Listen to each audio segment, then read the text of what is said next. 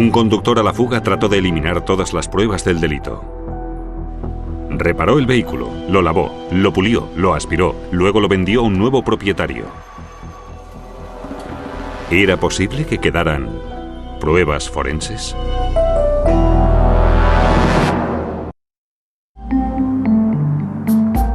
Ocurrió a última hora de una tarde calurosa de verano en Harrisburg, Pensilvania, el Capitolio del estado.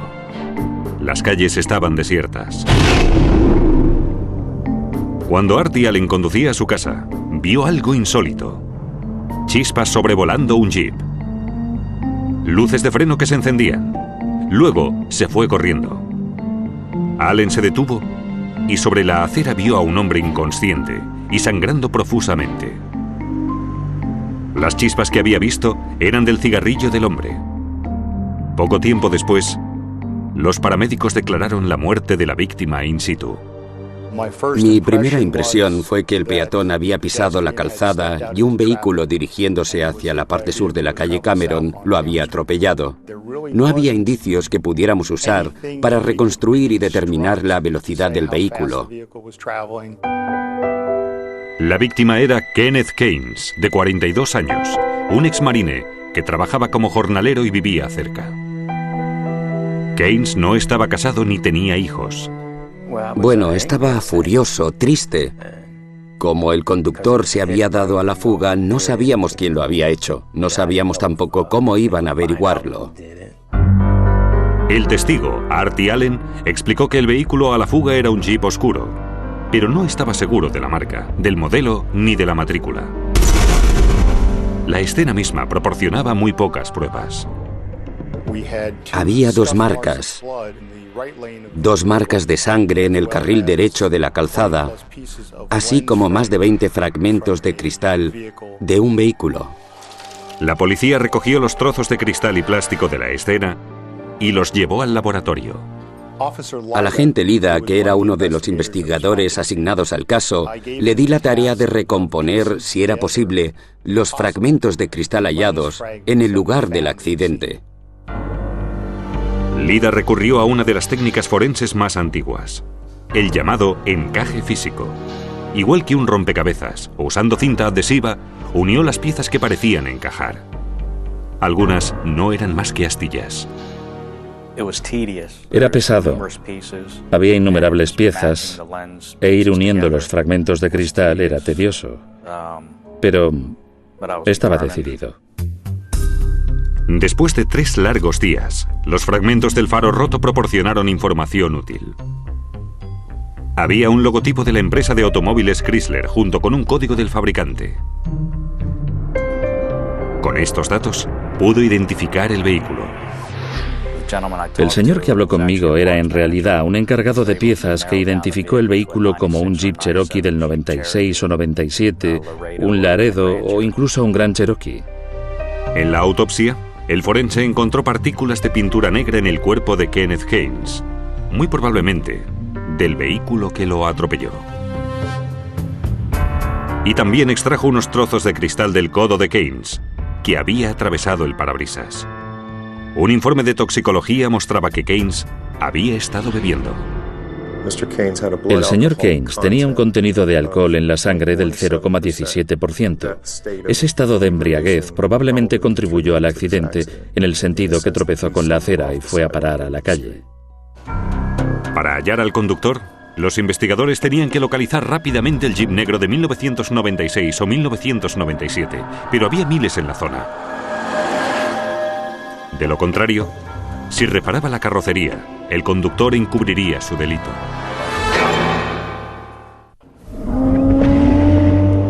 Como en todos los casos de fuga, la policía empezó la investigación contactando los talleres mecánicos locales para saber si alguien había llevado un Jeep negro con el morro abollado. Hubo algunos talleres que llamaron y fuimos allí a comprobar los vehículos, pero ninguno de los automóviles estropeados coincidía con el que estábamos buscando. Pasaron meses sin tener una pista fiable. Solo había un testigo del accidente. No se presentaron más. Los investigadores empezaban a preocuparse porque creían que nunca hallarían a la persona que había matado a Kenneth Gaines. Este accidente había caído en el olvido en lo que se refiere a la cobertura mediática en Harrisburg. Muy rápido, después del suceso, no era más que otro accidente de tráfico desafortunado donde alguien había perdido la vida. Se olvidó. Dejamos de recibir pistas. No recibíamos llamadas de más talleres de reparación y ya entonces, apenas un mes después, lo dejamos apartado y nos ocupamos de accidentes recientes. Luego, unos 6 meses después, la policía recibió una tarjeta de Navidad sin firmar con una información fascinante. A quien corresponda. El pasado julio, un conductor se dio a la fuga tras haber matado a un hombre en la calle Cameron. He oído que el delegado del estado, Tom Druce, tomó algunas copas esa noche. El delegado devolvió su vehículo oficial al día siguiente. Era un Jeep negro. Thomas Druce, de 38 años, era un delegado republicano electo del estado. Era muy listo políticamente, con un sentido extraordinario de la política, un legislador efectivo también para ser tan joven. No llegaba a los 40, lo que en la esfera política, por supuesto, es una edad temprana, y tenía ese aura rodeándole, el aura que puede distinguirse en personas que llegarán lejos. El matasellos de la tarjeta era del centro de Harrisburg, y la policía pensó que la escritura parecía de una mujer. La tarjeta de Navidad creo que provenía de una persona que trabajaba cerca de Druce, posiblemente una secretaria o quizás una amante despechada. Era un poco sospechoso. No es extraño recibir pistas que luego resultan ser falsas. Los investigadores lo verificaron con el registro de vehículos a motor y descubrieron que Tom Druce conducía un Jeep negro oficial gentileza de los contribuyentes de Pensilvania. Decidí reunir un equipo o un grupo de trabajo de investigadores. Sabía que sería un tipo diferente de investigación. Cuando la policía interrogó a Druce, cooperó y negó su implicación en el accidente del conductor a la fuga. La noche del accidente mortal, Druce explicó que estaba con varios miembros del personal tomando unas copas. Luego, contó que se detuvo en la oficina del Capitolio del Estado. Recogió algunos casos y se marchó a casa por la autopista de peaje de Pensilvania. Admitió haber sufrido un accidente sin importancia, pero dijo que había sucedido en la autopista de peaje de Pensilvania al chocar con una señalización de tráfico en un lateral de la vía. Rellenó una reclamación de su compañía de seguros y explicó al corredor que había chocado con una señal en la autopista de peaje de Pensilvania cuando iba de camino a casa aquella noche concretamente. La compañía de seguros pagó $3.500 para arreglar el todoterreno de Druce. Fue reparado, y luego Druce devolvió el vehículo una semana después del accidente a la empresa de leasing y recibió otro nuevo. Inicialmente, Druce explicó que le tocaba cambiar porque su kilometraje con el leasing de entonces era muy alto. Luego, los investigadores se dieron cuenta de que había un modo de corroborar su historia. Si Druce decía la verdad, que tuvo un accidente mientras conducía a casa por la autopista de peaje de Pensilvania, entonces las cámaras de seguridad de la zona de estacionamiento de su despacho mostrarían que la carrocería del vehículo estaba intacta antes de entrar en la autopista. El complejo del Capitolio tiene su propio departamento de policía y todo el complejo es fotografiado. Es asombroso que justo esa noche, por la puerta que entró Druce, la cámara estuviera estropeada. Y de hecho, el policía del Capitolio que trabajaba en la puerta aquella noche se jubiló justo después de que la investigación de Druce se hiciera pública. Una coincidencia fascinante. ¿Dimitirá de su cargo? Cuando la prensa supo que el delegado del estado, Tom Druce, conducía un vehículo similar al visto en la escena del accidente mortal, se formularon toda clase de preguntas. Y había muy pocas respuestas. ¿Quién quiere a alguien así como delegado? Un asesino, eso es lo que es, un asesino. Desde un principio, la gran preocupación fue que un político blanco de una zona pudiente a las afueras de Filadelfia recibiera un trato especial de las autoridades a expensas de los afroamericanos pobres abandonados a su suerte. Creí que Druce recibía un trato especial por ser quien era. Después del accidente, Druce llevó el Jeep a reparar. Luego lo devolvió a la empresa de leasing, que a su vez lo vendió en una subasta de coches, donde fue adquirido por un concesionario de automóviles de Nueva York y posteriormente vendido a otro cliente como vehículo usado. Y habían transcurrido 6 meses desde el accidente. Incluso si los investigadores encontraban el Jeep, ¿revelarían información útil después de todo ese tiempo? No creía que fuéramos a encontrar nada, ni mugre de la calzada, roña, agua o nada allí. No había testigos oculares que situaran a Tom Druce al volante del coche y conduciendo por ese lugar a esa hora. Por tanto, era imperativo hallar algún tipo de prueba física que lo relacionara con la escena del crimen. Con la ayuda de los agentes del estado de Nueva York, los investigadores localizaron al nuevo propietario del Jeep e incautaron el vehículo. Trasladamos el vehículo hasta el taller de la policía estatal en la calle Hersh. Con la ayuda de la policía desmontamos el frontal del vehículo por el lado del acompañante para reunir pruebas. Primero, midieron la altura del espejo lateral del acompañante y la compararon con el fuerte morado presente en el lado izquierdo del cuerpo de Keynes. La altura y el tamaño eran idénticos. Y también hallaron lo que parecía un cabello humano. Había quedado atrapado en la junta del espejo exterior derecho, donde el muelle retrocede al recibir un impacto y luego vuelve a su estado normal. A continuación, desmontaron el vehículo. Básicamente divides el coche en cuadrículas y empiezas a trabajar en un punto y revisas hasta la última pieza. Y luego empiezas otra vez. Iluminando una superficie con un haz de luz potente aparecen partículas de polvo muy pequeñas, cabellos, fibras, cosas. Y también aplicando el haz de forma oblicua o iluminando desde los lados, en muchas ocasiones se descubren materiales que no podrían identificarse a simple vista. Y con esta técnica, hallaron unas fibras azules presentes en el neumático frontal derecho. Y había fragmentos de cristal roto en la hendidura de los limpia del parabrisas. ¿Era posible que esos fragmentos fueran del parabrisas roto?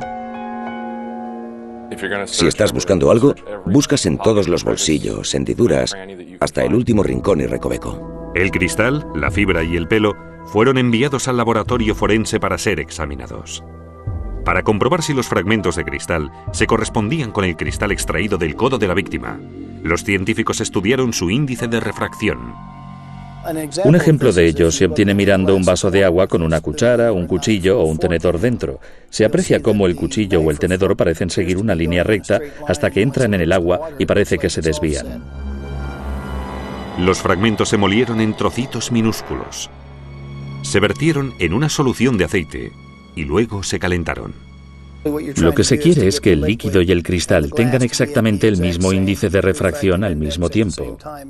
Y entonces, cuando eso sucede, el vidrio se hace invisible. El cristal del codo de Kenneth Keynes tenía el mismo índice de refracción que los fragmentos de parabrisas rotos hallados en el todoterreno de Tom Druce. Luego, los científicos cogieron pintura del Jeep y la compararon con la pintura presente en el cuerpo de Kenneth Keynes.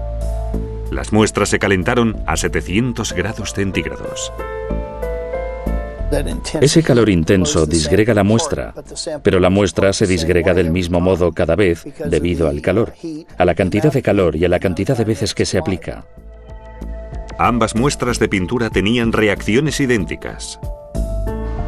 Pero la pintura y el cristal presentes en el cuerpo de la víctima podían proceder de miles de jeeps, no solo del vehículo que se dio a la fuga. Por ello, los investigadores examinaron las dos últimas pruebas: las fibras y el pelo humano. Las fibras de los vaqueros de Kenneth Keynes fueron comparadas con las fibras encontradas en el guardabarros del Jeep de Tom Druce. Los dos eran algodón y tenían la misma forma y color. Pero más revelador aún fue el cabello humano. Por su forma y grueso, los investigadores dedujeron que era vello del brazo.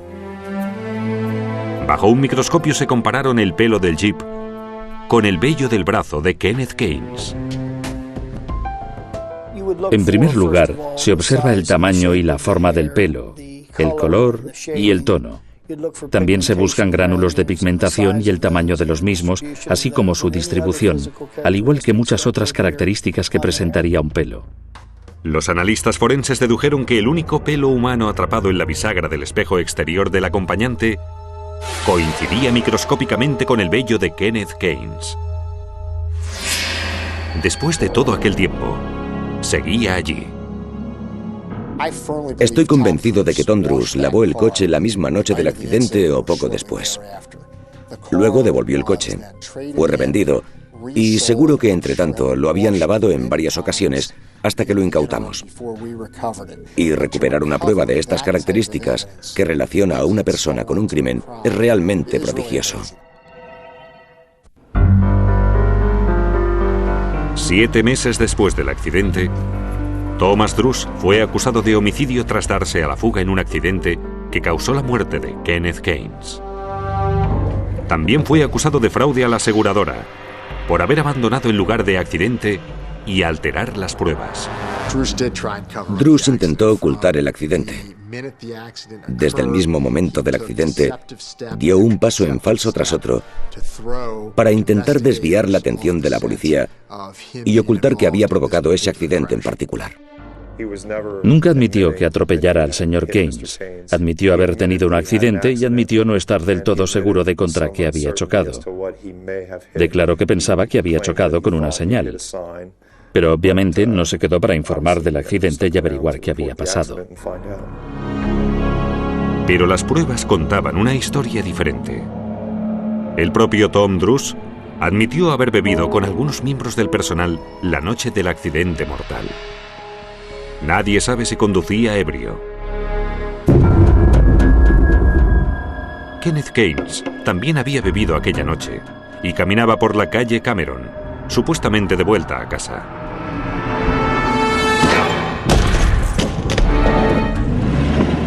El testigo explicó que Druce frenó, pero no paró el vehículo. Los fiscales creen que Druce supo inmediatamente que había atropellado a una persona o algo. El parabrisas roto mismo era un indicador. Druce dijo que condujo hasta su oficina a unas manzanas de allí, posiblemente para sospesar los daños.